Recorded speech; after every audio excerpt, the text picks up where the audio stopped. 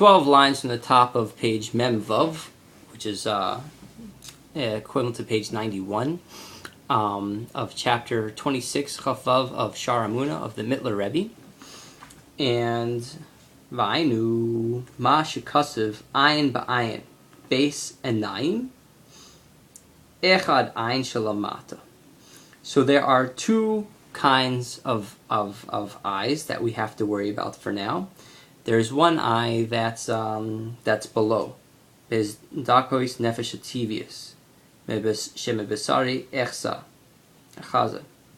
So this eye that's below, what it's working on is working on refinement of the nefesh ativius, of the rational soul, because this eye that's enclosed at this level is working on refining its own flesh and refining its own body and way of thinking and its own rationality to point out and look at Hashem. Fainu mash kasuv I shemezed dafka yavo yisron haor ba'ayin shelamayla shu ma shenashama tira b'mahus va'atmus u'kmoi v'temenoi Hashem yivi. Okay.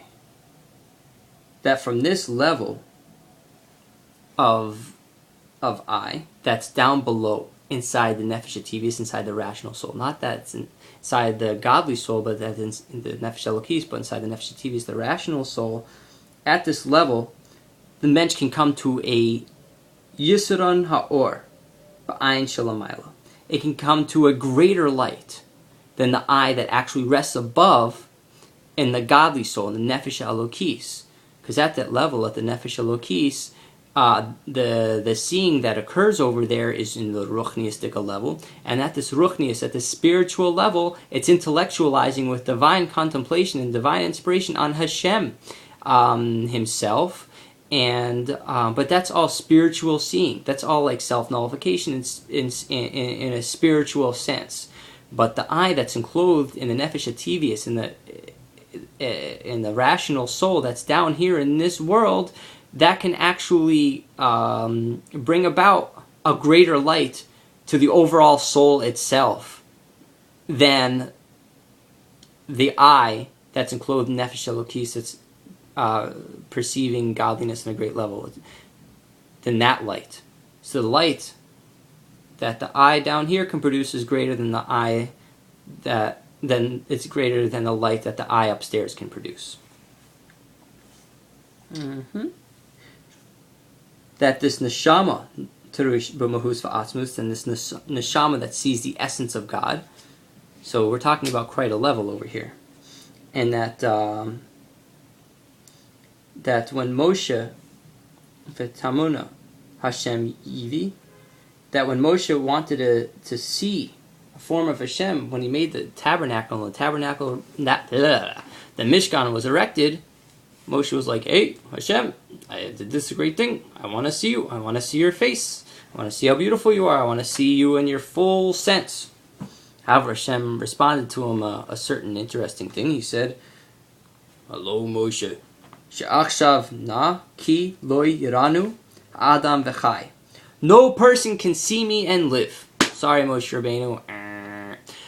You can't see my face right now, because if you did, you wouldn't be able, your soul would not exist in its body. So you have to continue seeing me in your spiritual sense, but you can't see me in your full physical sense with your full physical eye, because your soul wouldn't be able to take it, and you would be as if you never existed before. We don't want that. We want you down here in this world, not for right now. So, begs the question: if Moshe is requesting to see Hashem, how is it that our eye, which is physical, will be able to perceive Hashem in its full sense and bring us up to a greater light than what our soul sees above right now in the Ruchnius way? Maybe our soul wouldn't be able to exist when that happens, just like Moshe's soul wouldn't be able to exist when that happens.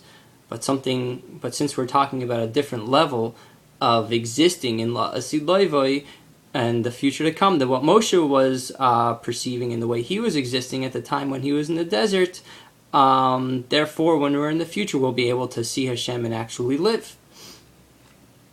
V'kein u'pnei lo yirou. And same thing too with my face. You cannot see. Gam b'neshamos Moshe, just like the neshama of Moshe. U'la'asi lavo ayin ba'ayin yirou. But in the future to come, eye to eye you will see.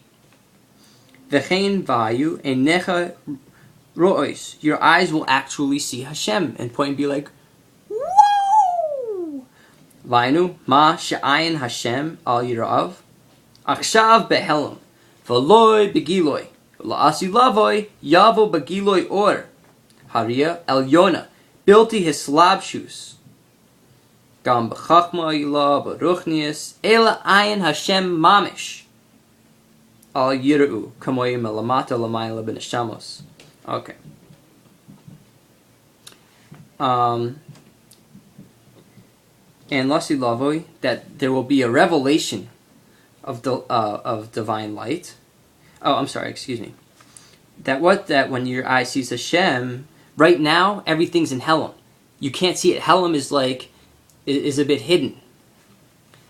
Hashem's light is hidden. It's just like there's a wall covering it so that we can still exist in this world.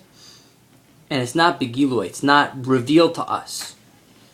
Ula'asi lavoi, and the future to come, it will come in a full begiloi, in a full revelation. And the light that's going to come to us will come to us as it is from above, and it'll be down here below without any enclosement whatsoever. Not in Chachma, Ilah, not Beruchnius, not in Chachma. It exists in a very high spiritual state, because there's spiritual light that exists on the level of Chachma, as we were talking before. Chachma being a level of divine intellect, and that level of divine intellect within which Hashem clothes himself and speaks to our nefesh elokis and speaks to our godly soul, that aspect itself, Hashem is not going to come down in that aspect, in that Chachma, so we're all sort of like nullified to him. It's going to come down without that enclosement. This is going to come down in full force, and we're just going to be able to point with our eyes and see Hashem as he actually is. Ela ayin Hashem mamish, but our eye will see Hashem himself. Okay.